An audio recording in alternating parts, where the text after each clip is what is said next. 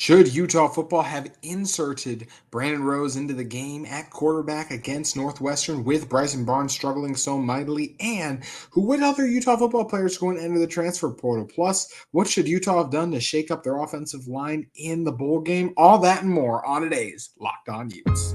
You are Locked On Utes, your daily podcast on the Utah Utes. Part of the Locked On Podcast Network. Your team every day.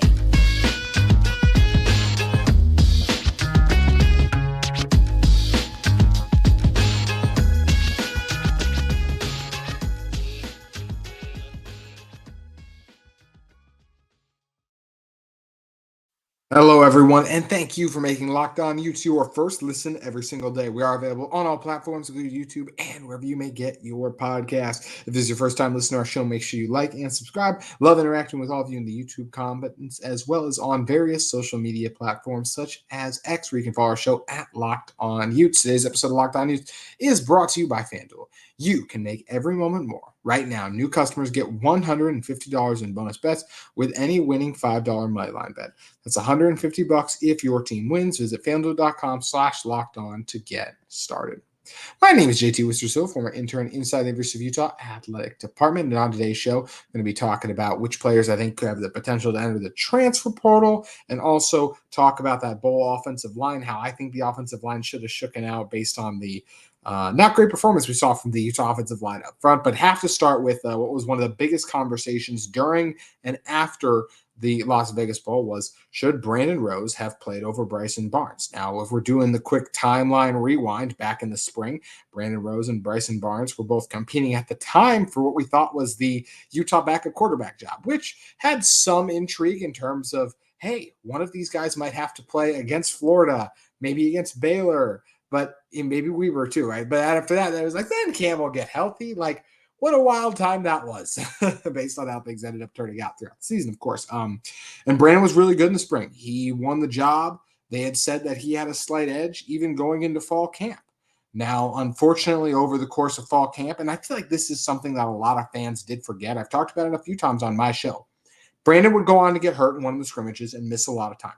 But what I'm talking about, what people forgot was Bryson had already started to make up ground on Brandon Rose. They had talked about during fall camp because Brandon was turning it over a little bit much. Those were coaches put out by Coach Whittingham at the time, saying that Bryson had made his way back into that race. And I've said it multiple times, just with how Coach Whittingham is when it comes to trusting quarterbacks and the ball security and all those kind of things, and just once again trust being so huge because he doesn't want his quarterbacks to turn the ball over. I still believe, had Brandon Rose not gotten hurt, that Bryson Barnes would have started that game against Florida. And I still think they would have done the similar thing with the Nate Johnson package, because Nate Johnson's an incredible athlete. He has to see the field, right? And he obviously excelled in various times for Utah throughout the season, and other times did not, just like Bryson Barnes did not, particularly in the Las Vegas Bowl. So Bryson did not play well. Brandon Rose was not put in the game. Coach Witt said, like, leading up to the game, that, Brandon was potentially, if they needed him, he was someone they could maybe turn to. And that's what he had said at the time. But then when asked about it post-game, about Brandon Rose and his availability, this is what he told the media, and this comes to us from Josh Furlong of KSL.com, his Twitter feed. He put that he's just not ready to do that yet. Talk about him playing. He's just not grasping the offense and the decision-making. He's still learning at this stage, his learning stage. He's got a lot of things going for him. He's got a big arm, and he moves around pretty good. So it's not indicative of where he could be at some point in time, but he's just not ready to be thrust in there right now. So that is what Coach Whittingham said about Brandon Rose. And understandably, because of how much Bryson was struggling, those 2 interceptions were brutal. There were several other missed reads and throws, as we dove into on yesterday's show, that really cost this Utah offense. That there was an argument to be made that Brandon Rose should have entered the game. But Coach Whittingham said he wasn't ready. And look, Utah's had some issues as of late with bowl games, and they've even in the past, right? Obviously, they've mismanaged quarterback situations. Cam Rising should have been the starter in 2021, but Charlie Brewer was a starter.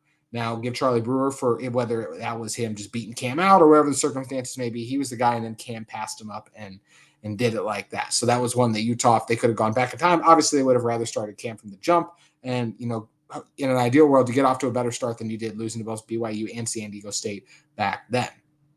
But obviously that was a very different situation too, because Brandon suffered his injury. There was still never an exact official thing put on it as far as I can remember back to as well. We just know it was an injury that ruled him out for some time. He was able to return in practice, but even once he got back, the coaches said that they didn't think Brandon was going to be able to be a main consistent guy for them throughout the season because they just felt like he'd missed too much time catching back up, getting back up to full speed, getting back up to strength. And look, I believe they had the entire bowl preparation time and practice time from, once they found out they were playing Northwestern and everything, that couple week period where you're at practice, you're watching. And if the coaches felt like Brandon Rose wasn't ready, I'm going to trust them. As I said, they made the wrong decision back on the Charlie Brewer Cam Rising thing, but this one's a little different. Bryson had been the guy the entire season. For the most part, he played really well. I could be missing a game. From what I saw, this was the worst game Bryson played. There's a reason Utah barely threw the ball because of how much he was mildly struggling in this one. Even in a game like the Oregon game, where the Utah offensive line didn't have a lot going on, but he still made nice throws. I think his best throw was either to one time he hit one of the tight ends. It wasn't Landon King. I think it was Noah Benny, but he also entered the portal, so I'm trying to remember the timeline of that. But I think it was Noah Benny. I'm trying to remember which tight end it was. But the other thing was he had one other nice throw to Minir McLean. But those were both they were fine. And then a lot of screen passes. The passing game just wasn't there for Utah. And Bryson just wasn't going for Utah. And there were so many times throughout the season where Utah had moments where the passing game popped. A huge part of the reason it did in the bowl game, no Devon Bailey. As we discussed, Utah desperately missed their top wide receiver, a team that's never been top heavy on receivers in general. So Brandon Rose did some really nice things for this team in spring ball, but obviously the momentum wasn't there in fall camp. We already mentioned that he started to lose grip on that backup job with Bryson gaining up on him during fall camp. And look, as much as maybe would it have been worth it for Utah to shake it up? Yeah, but let's also remember something very important about Brandon Rose. With as good as he looked during the spring, he has 0 live game reps, and that has to matter. Even the first time the coaches threw Bryson in there, at the time he didn't have the live game reps, but man, what an impression he made against Ohio State in that Rose Bowl a few years ago. Brandon, maybe you could make an argument he should have deserved an opportunity like that, but the coaches trusted Batari over him, and maybe they were being a little too conservative, but also, they're the ones who see him every single day in practice. This is a coaching staff that has delivered us two Pac-12 championships in the last few years. I tend to trust them. I think Brandon Rose will get his time, get his opportunity. I expect him to be Cam Rising's backup quarterback. If Cam gets hurt at some point during the 2024 season, I expect to see Brandon Rose take the reins of this offense. It sounds like he was close, obviously had it in spring ball, was close during fall camp, but had the injuries that took it away from him. Once again, he's close. He wasn't there quite yet now, but give him a year. He's going to make those leaps and improvements, and he's going to be there. Expect him to be the guy we see mostly during spring ball, and I expect him to be the backup come fall camp. I do think the coaches made the right decision with sticking with Bryson in this game because throughout the season, he'd been the guy. He just really struggled in this one, but I think they see Brandon Rose every day in practice. He must have been struggling or not put it all there yet just because of the injury, the timeline. There's a number of things that could have factored into it, things that are always hard to dissect because where you don't see every single throw in practice and things of that nature like the coaches do and don't get to dive over the practice film. But I trust the coach's decision. And yeah, as much as I wish the Utah offense had played better, I don't think Brandon Rose would have been the guy who would have changed things up because Utah still had other issues, offensive lines we're going to dive into in the final segment even more. So yeah, I think they made the right decision to stick by Bryson, even though it didn't end up going well in general for the bowl game. So Utah lost that game, and now they don't play again until August 29th versus Southern Utah when they kick off in the 2024 season. But before that game, Kyle Whittingham had said that he expected more players post the bowl game to enter the transfer portal. Let's take a look at who some of those players potentially could be in one moment. But first, I want to talk to you about one of the sponsors of today's episode of Locked On Utes in our friends at FanDuel Sportsbook. Right now, new customers get $150 in bonus bets with any winning $5 moneyline bet. It's $150 if your team wins. If you've been thinking about joining FanDuel, there's no better time to get in on the action. The app is easy to use. There's a wide range of betting options that include the spreads, player props, over-unders, and more. So you can visit FanDuel.com/lockedon and kick off the NFL season. FanDuel, an official partner of the NFL.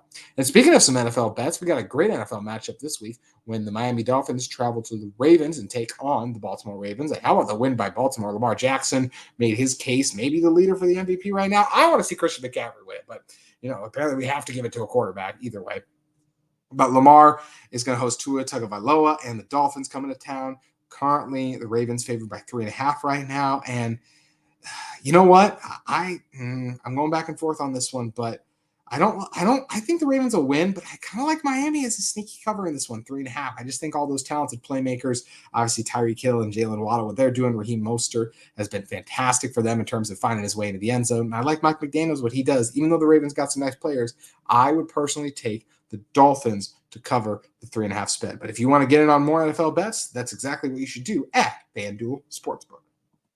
All right, talk about some transfer portal things for Utah. Look, this roster is very talented. They return a lot of players. They're one of the teams that, and I know some of you might be like, oh, they're so talented. They just lost to Northwestern. They once again won 8 games. I should have looked this up coming into the show. There's only a select few programs that have won 8 or more games as many years in a row as Utah has. And that's a credit to this coaching staff and the depth of this team that has stuck together with a lot of the players who still helped this team win that Pac-12 championship. The first one back in 2021 coming back. And a lot of them that helped them win in 2022 also coming back for this next year. So this team is deep, and they've even gotten some other transfers already, right? Like an Anthony Woods, who I think is going to make it a difference for this team next year at running back. Like, we're going to see transfers. And I think when you talk about like who else went under the portal, I think you go to running back, right? Because here's the thing. Woods didn't transfer into Utah going, yep, I'm going to be the 4th string guy. He came in here thinking he has a chance to compete for the starting role and be one of the guys, and I think he does. Now, here's the thing. Utah, in my opinion, has 4 starting caliber college football running backs. Jaquindon Jackson, who is fantastic and Utah's best running back at the moment based on what he did in the bowl game. Mekhi Bernard, who at full strength is also there. Jalen Glover, who did a number of nice things and showed improvement throughout the year. And Anthony Woods. I don't know if any of those guys will transfer before spring ball.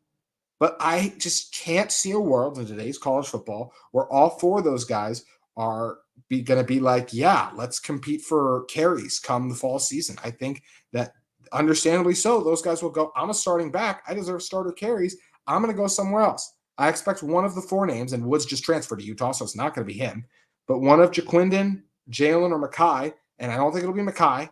So we already heard the Jaquindon rumors. Those got quiet. So I don't know. Maybe it'll be Jalen by process of elimination, but also he might want to stay. He loves Utah. I don't know, but I just have a hard time seeing all 4 of those running backs staying at Utah and begin the 2024 season. They're all capable of being starters, and I think they'll desire that role. So running back is the first position I look at when you're talking about transfers.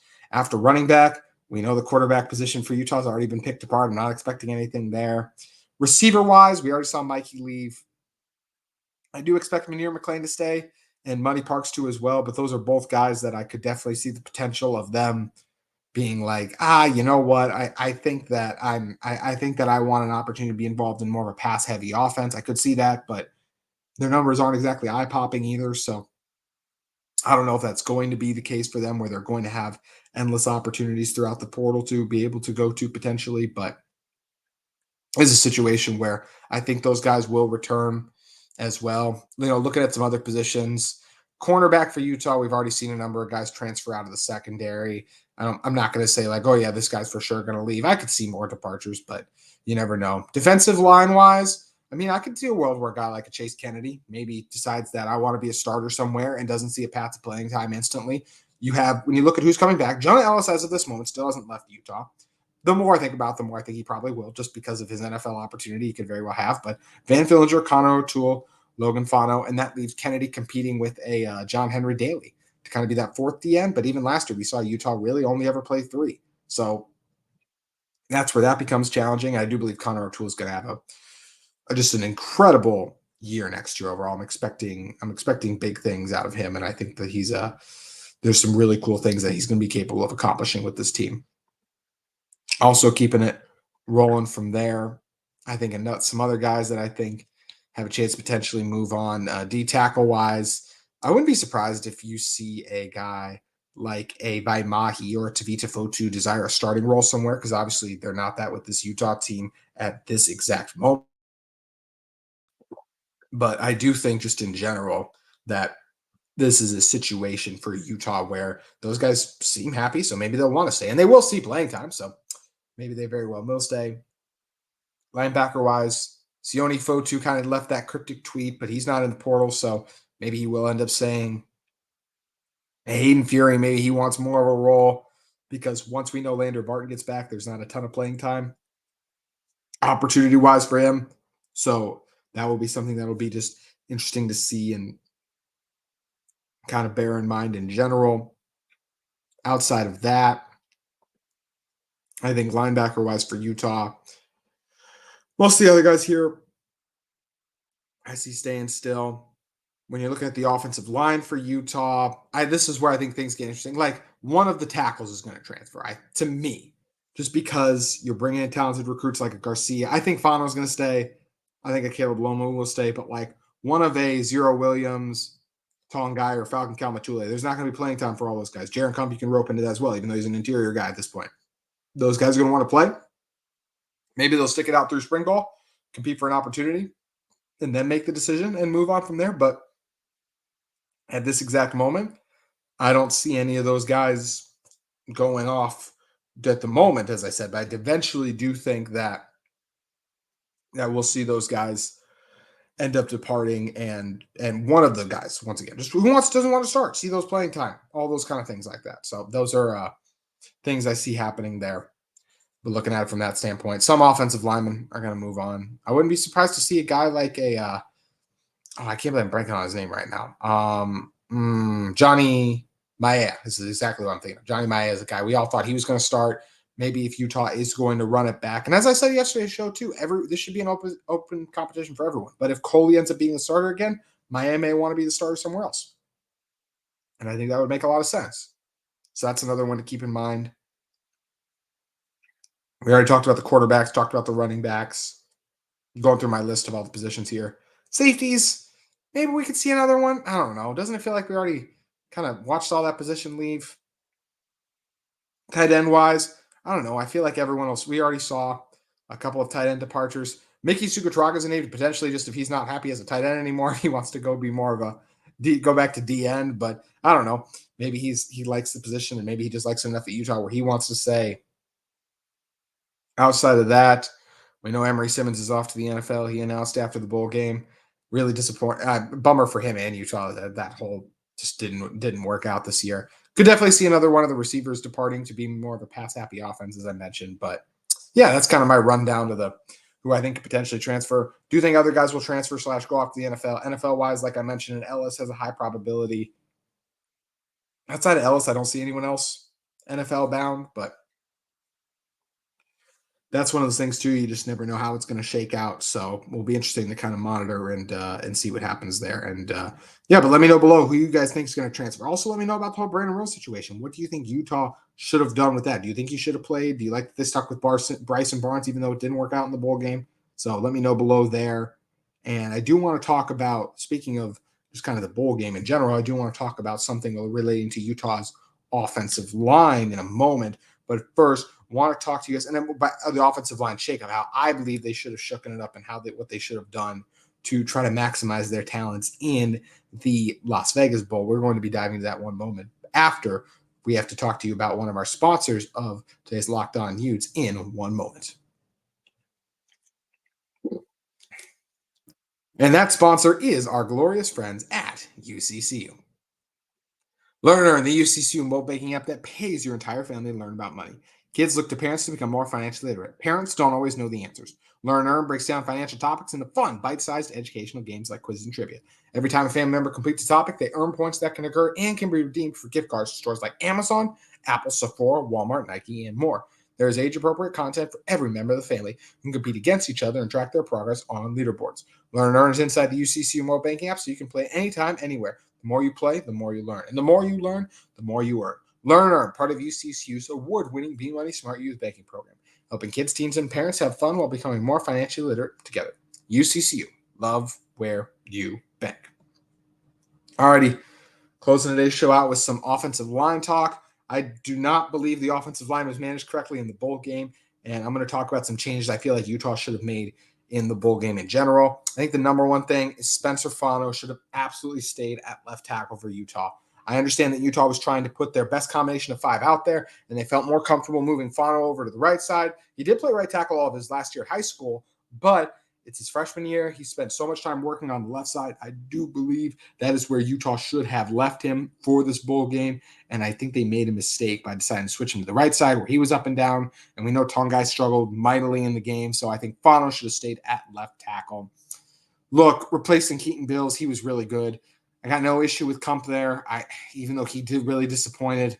but I don't know who else they would have thrown in there. Would I have, maybe, I don't know, maybe you throw a Johnny Mae in there. That's actually maybe what I would have done. But I don't know how he knows the guard position. That's what also makes this tough. But just me strictly speaking of getting your best 5 out there, I might have put a Johnny Mae in there. Maybe they wanted to keep the medical red shirt, but he'd missed enough games, so they probably would have been able to do that regardless, just like the Brandon Rose thing. So if it was up to me, I would go Fano at left tackle, Maya at left guard. I'm fine with Coley staying at center. He was pretty good, a little up and down, as we kind of mentioned. Mo Kafisi, he was a starter all season. He was going to start at right guard, even though he had some issues in this game as he did all year. Hence the reason I said every offensive line spot should be open come the time that fall camp rolls around, or just in spring ball. These guys should be competing for it. Then the right tackle spot, this is tough. Would Tongai have done better on the right side? Probably not. Would Falcon Kalmatule have done better? He struggled when he was put in at guard, so I don't know. Zero Williams, I don't know. That's where it's tough. Maybe a Caleb Lomu. Maybe he's the guy that maybe you trot him out there. Was he ready? I don't know again. So that's where this is tough. But if it was my call, just based on I would have started with Tongai, then put in Falcon maybe if he struggled. But definitely, for sure, I feel confident in what I would do with the first 4, as I said. I would have gone Fano left tackle, Maea left guard, assuming he knows the position enough, Coley at center, Mokafisi at right guard, and then just for the sake of this, started with Tongai at right tackle, and Falcon, Kalmatule have him rotate in, even though both those guys did not look fantastic in the minutes they saw in the Las Vegas Bowl, as we highlighted. But be interesting to see what Jim Harding and this offensive line do, retooling and rebooting as they try to get ready for the 2024 season, have a bounce back offensive line year. This was not one of the elite offensive lines in college football as they kind of had been the last few years. Utah didn't run the ball with the same success as they did in years past, and a large part of that was because of offensive line issues. So excited to see this group get back. They were never bad. I do want to make that clear. Never, or they weren't bad for the entirety of games, but they weren't as good as we were used to seeing. It wasn't like every week where Bryson's got no time. They were by no means in stretch of the imagination where they Colorado's O-line, but definitely could have been better and definitely hurt Utah at various points throughout the season. So interested to see how Jim Harding and the group end up shaking up their offensive line come spring ball and especially come fall camp. That is going to do it for today's edition of Locked On Utes. We will be back with you tomorrow talking more things in Utah football, specifically how Utah is going to try to resolve their bowl issue that they have currently going on right now because they haven't won a bowl game in a few years. We'll talk about why that is and how they can try to fix it on tomorrow's show. We'll see you then.